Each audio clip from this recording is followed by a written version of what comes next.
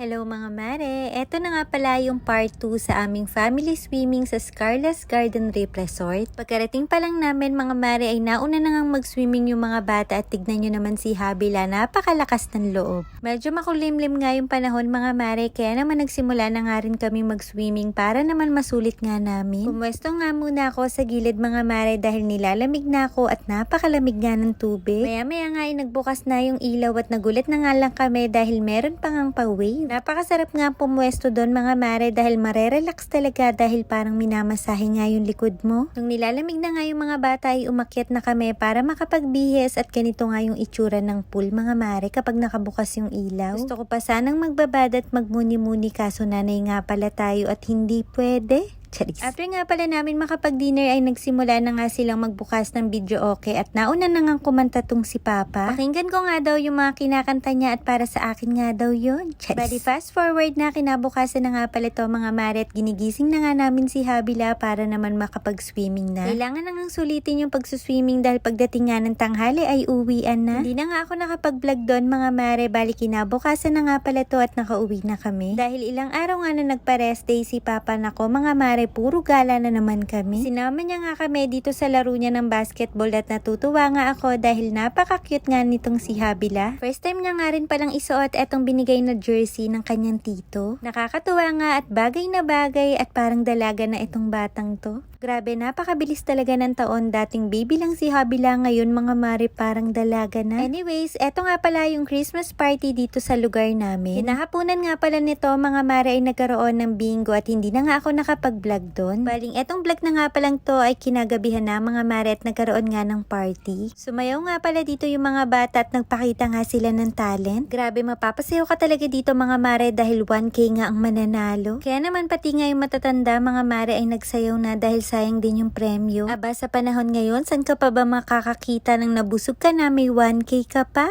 Charis. Kung pinanganak nga lang akong talentado mga mare ay baka nagsayaw na rin ako. Charis. Hindi talaga ako umaatin ng ganito noon mga mare pero syempre iba na ngayon. Habang tumatanda talaga tayo, nag-iiba yung mga cravings natin at eto na nga yung isa doon. Iba kasi yung saya na naibibigay kapag nakikita nating masaya din yung ating mga anak. Anyway, patapos na nga yung party mga mare at nagkaroon nga ng parapol. Nakakatuwa lang dahil nakabunot pa nga si Habila nitong plancha mga mare. Saktong-sakto nga wala kaming plancha sa bahay. Anyways, yun na lang muna mga mare for today's video. See you on my next vlog.